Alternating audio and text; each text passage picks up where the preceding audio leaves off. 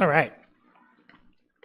It is Easter, and I may not speak your traditional Easter message. It's still about Jesus, it's still about his resurrection, but how we get to the resurrection might be a little bit different for you. So I'm still continuing the idea of more than a story.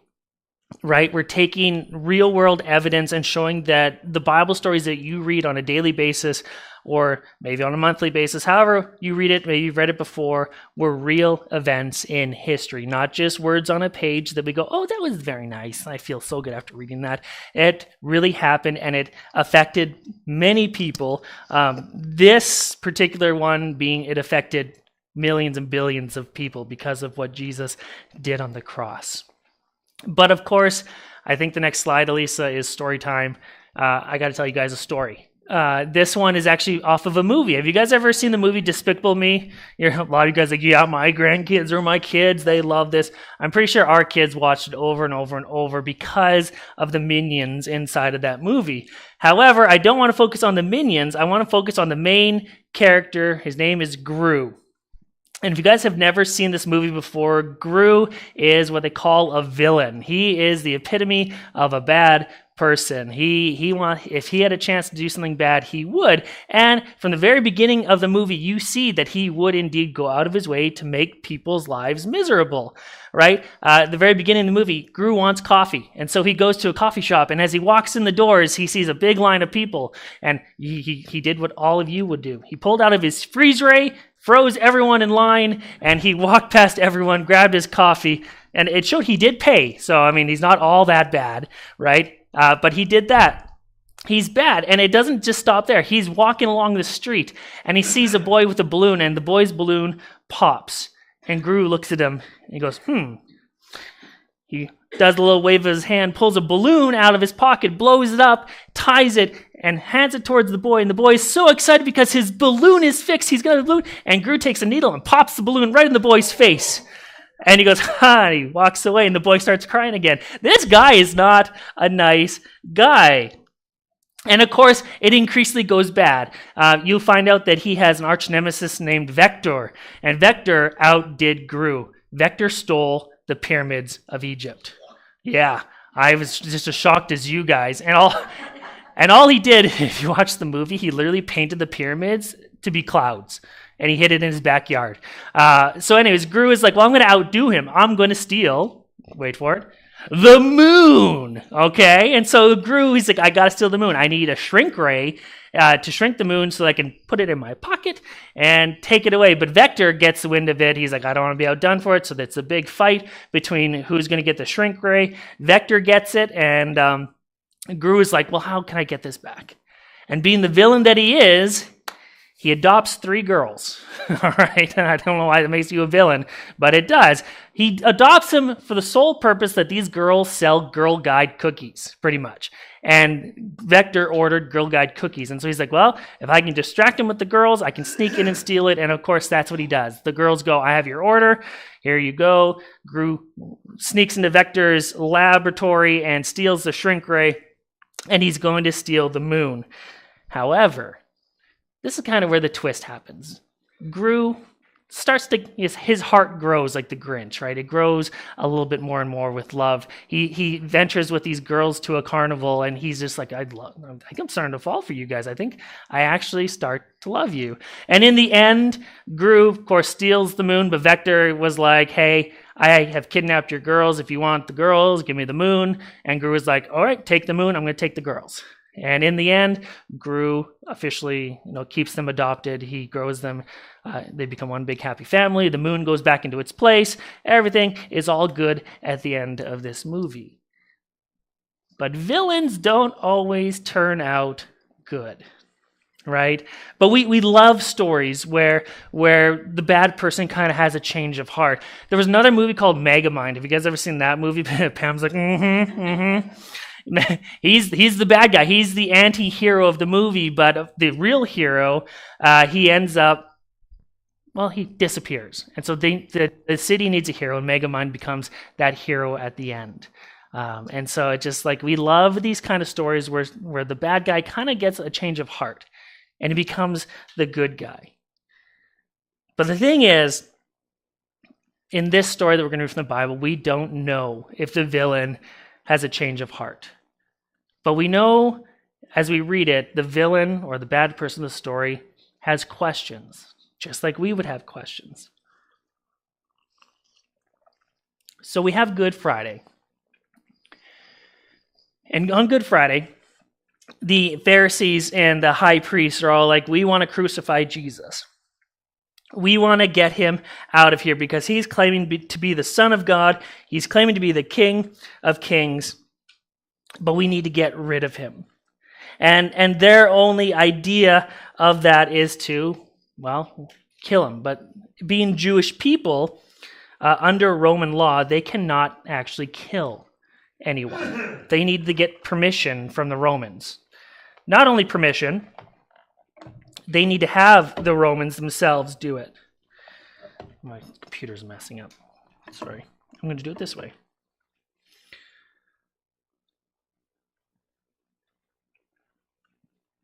It's all right. So I want to get this right.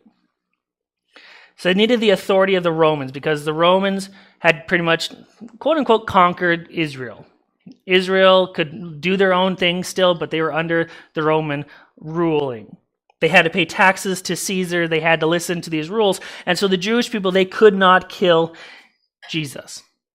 So we got to go convince the Romans to kill Jesus. And not just any Roman could make that choice. The Romans had laws. They had rules that for the most part they would follow. And so the Jewish High Council, the Sadducees, the Pharisees, all these people that wanted to kill Jesus went before a prefect. What is a prefect, you might ask? Well, it's someone in ancient Rome who typically had the authority to manage specialized military, financial, or administrative tasks, who commanded troops, oversaw urban services, or governed provinces. And so you have this person who is the Roman authority in Israel, and his name is Pilate. You guys may have heard of him before. He's kind of famous in the story of Jesus. At the time, the prefect, his name was Pontius Pilate. What a name, I'll tell you that. Pontius Pilate. If you've ever read the Easter story, you know that he played a pivotal role in the trial of Jesus. And to be honest, Pontius Pilate was no simple man. He was not a pushover, and he was really not someone to trifle with. Pontius Pilate served Rome, but in reality, Pontius Pilate served himself and did whatever he wanted to do under the guise of Roman law. According to a historian of Philo of Alexandria, you have stories of Pontius Pilate. Pontius Pilate was not a nice guy, and I'm going to tell you why. Pontius Pilate did most extreme situations, or brought things to the most extreme situations. There was a uprising of the Jewish people who did not like what he was doing. For one, Pontius Pilate took the money that was dedicated to the temple. He took all that money that was dedicated to the temple, and he built aqueducts. He used money that was purposed for something else, and he did his own thing, made aqueducts. Which you might think, that's not bad because it's running water to your city, but that was money not geared towards aqueducts. It was for the temple. And so this uprising began to grow, and they would storm Pilate's area and be like, Pilate, we hate what you're doing. What are you doing?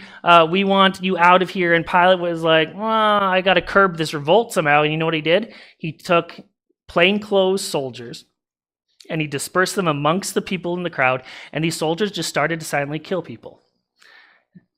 And the revolt, of course, disappeared because the next thing you know, Jimmy's down beside you, and then you look over there and Steve's down, and you're like, oh, I got to get out of here, right? Pontius Pilate did whatever he wanted. He didn't care. Yes, under the guise of Roman law, he was doing the right thing, but he did his own thing to keep the power that he had. He was, you could say, the villain of Israel. And in the end, Philo of Alexandria says that Pilate's career ended when he was recalled to Rome, presumably for excessive cruelty. And so we don't know what happens to Pilate after he goes to Rome, but we know that during Jesus' execution or his trial, that Pilate was there. And it's interesting because if you read the Gospels, they almost paint Pilate to be a decent guy. right? When we read the Gospels, Pilate was just someone who had to say yes or no to Jesus, whether he'd be killed or not. They didn't say anything bad about him in reality. So the Gospels almost paint him to be a better person. And so the next slide, at least I think, is Pilate's inscription. So they found in 1961, they were doing digging in the Judean province of Caesarea Maritima in 1961, and they found, we'll show the next slide, they found an inscription on a piece of limestone. You guys can see this. It's significant because on this archaeological find that authenticated to the 1st century Roman inscription mentioning Pontius Pilate is contemporary to Pilate's lifetime and accords with what is known of his reported career, that he was around between 26 and 36 AD, the time of Jesus's life and trials and crucifixion. And so we have this record of Pontius Pilate being the prefect of Israel. And so we have this historical tablet, or this thing of limestone, that proves that Pontius Pilate was indeed a real person. And so if we're saying more than a story, then we have to understand that what happened in the Bible has to be closer to a real event if they found evidence of Pontius Pilate. Then we have to understand that Pontius Pilate's conversation with Jesus had to have been true. We'd have to come to the conclusion that what was written in the Bible about the trial of Jesus between Pilate and himself has to have some truth and some weight behind it. You can do the next slide. This is just a painting that I found of Pontius Pilate and Jesus. But there is so much in one chapter of the story and the trial of Jesus and Pontius Pilate that I can't cover it all in one sermon. And so I'm actually going to take 2 verses, and we're going to talk about 2 verses. John chapter 18, verses 37 to 38 is what we're going to focus on today. And if you want to read with me on the screens, don't read it with me, but you can look and listen. It says, "Then Pilate said to him, Jesus, so you are a king?" And Jesus answered, "You say that I am a king. For this purpose I was born, and for this purpose I have come into the world, to bear witness to the truth. Everyone who is of the truth listens to my voice." And Pilate said to him the pivotal question that we all ask: what is truth? But after Pilate asks that question, after he had said this question, he went back outside to the Jews and told them, "I find no guilt in this man." And it's crazy that Pilate, after reading what he could do to get people out of his court, like Pilate could have just killed Jesus instantly right then and there. But this cruel man suddenly looks at Jesus and he asks the question, what is truth? And we don't get necessarily a response in the scriptures right here. But Pilate goes, "I see no uprising. I see no person trying to start a revolt. I see no person trying to usurp any throne. Why do you want this guy to be killed? I see no fault in him." And so what seems to be such a simple question, what is truth, holds more weight than what we would think. What is truth? We ask the same thing today. We ask that a lot in our questions when we see other people make their decisions. We go, what is truth? In today's standards, truth is whatever you want it to be. Right? Truth is what you make it to be, and no one is allowed to question it. Right? How many people say, "I'm just trying to discover my truth. I'm trying to discover who I am." Right? The truth is what I make it to be, and you just have to accept it. Right? We watch the truth become a word twisted by slogans and softened by opinion. People talk about my truth and your truth as if the word means whatever helps us cope with what we're dealing with. Whatever makes us feel better at that time, whatever, like what we're basing truth off, whatever makes us feel good, whatever doesn't make me feel convicted, whatever points to my lifestyle and the way that I want to live, that is what truth is in today's society. That is what truth is today. But Pilate asked Jesus, what is truth? And so I think Pilate asking this question, Jesus almost has the same idea behind it.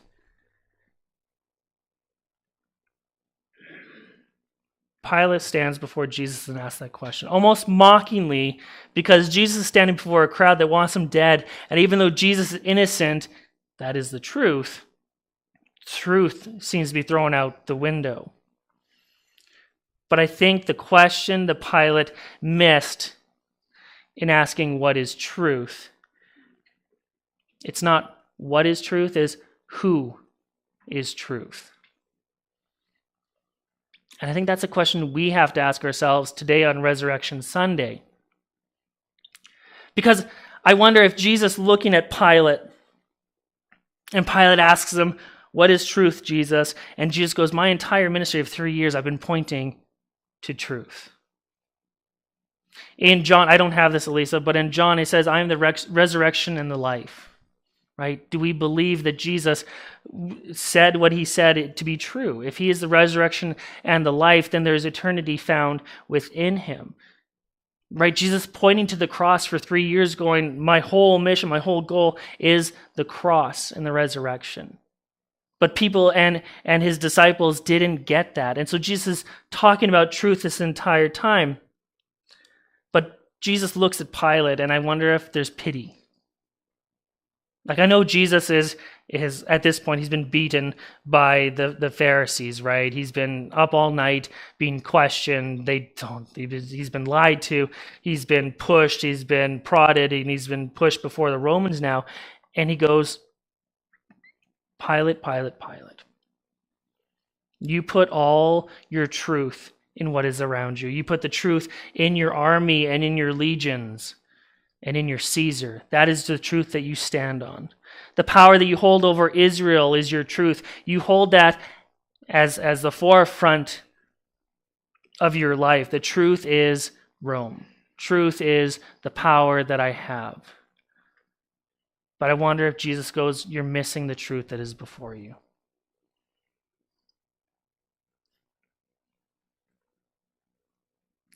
I think the next slide, Elisa, is John chapter 14, verse 6. And Jesus says this, the people around him says, Jesus said to him, "I am the way, the truth, and the life. No one comes to the Father except through me." And I wonder if there's residual ringing through this when Jesus is looking at Pilate and he says, "I am the truth that you are looking for." When you ask, what is truth? That's me. Because when Pilate's kingdom, when Rome falls apart, when reality comes crashing down and you can no longer hold onto the power you once had and a whole new army comes bulldozing through, what is truth then? When your legions are gone, when Caesar is running with his tail between his legs, what is truth to you? Does truth just switch hands and becomes the new truth, right? And I think Jesus points that question to us, going, when things go wrong, where does your truth lie? Does it lie in the next thing that gives you comfort? Does it lie in the next thing that brings you peace? Or do you constantly stand on who Jesus is because his truth has never changed? What Jesus said his entire ministry did not change, right? When the woman, we watched the movie on Friday, but when the woman who committed adultery comes before them and Jesus goes, "The person who has never sinned, throw the first stone." That didn't change later on, right? He didn't go, "Okay, well, let's change tactics next time they bring someone to me," right? He didn't do that. His truth stayed consistent. And so truth is not just a concept, but is a person. And that person is Jesus Christ. Jesus who came to set the captives free. Jesus who came to break the chains of bondage of people who are riddled with sin and have no clue what is right, what is wrong, who is right, who is wrong, what is truth, what is false. Jesus comes to be that person who is the consistency, who you can rely on, who is going to be truthful. And what he says is truth. I think the next slide, Elisa.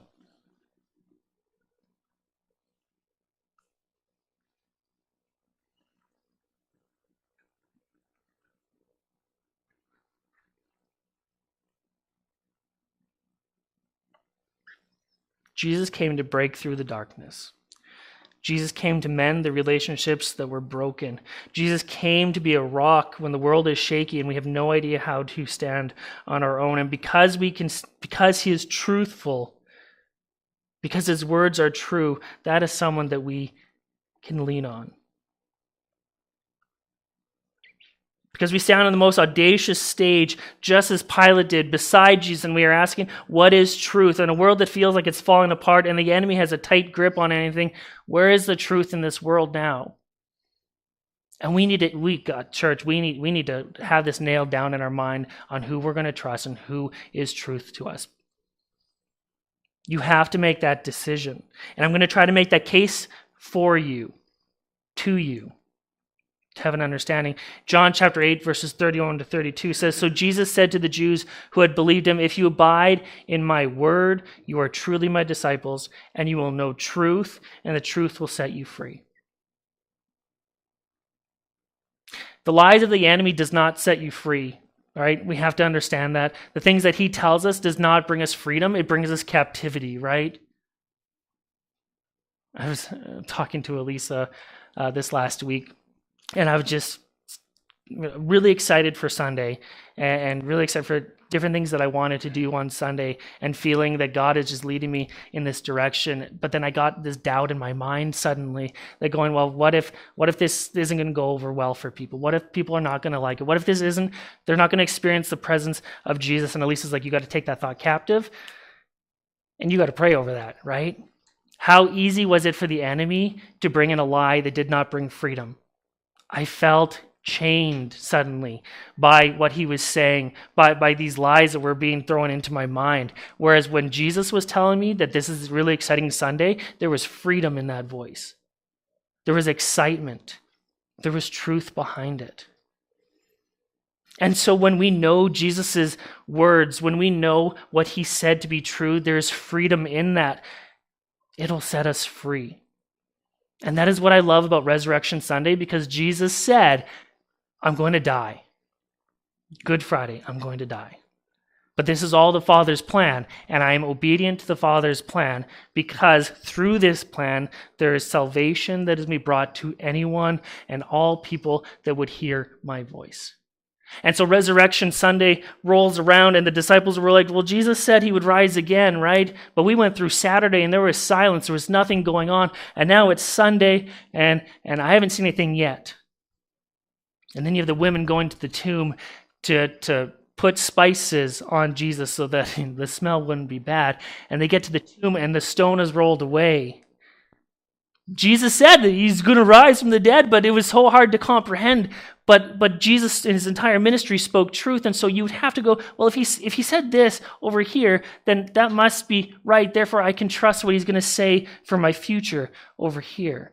And so Jesus rises from the dead on Resurrection Sunday, and the disciples see him, and they're blown away, going, whoa, Jesus, you're in our room with us. And he's like, I told you. Did you not hear what I said? And so there is truth, because Jesus proved that he does not waver on his words. And they'll set us free.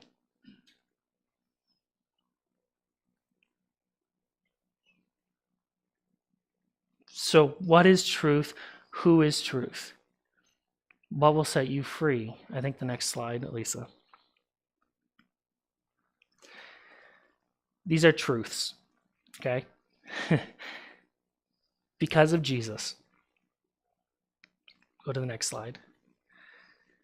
Because Jesus stood on the stage with Pilate, we're free. Pilate didn't just question Jesus. He tried to appease the Pharisees. And he says, I will beat Jesus to an inch of his life, and that'll be good enough for you. So he whips Jesus 40 times. Jesus is barely standing at this point. He brings him back out to the crowd and goes, I have beaten him, I flogged him, I whipped him, I've done this. This should appease you. And the crowd still says what? Crucify him. It's not enough.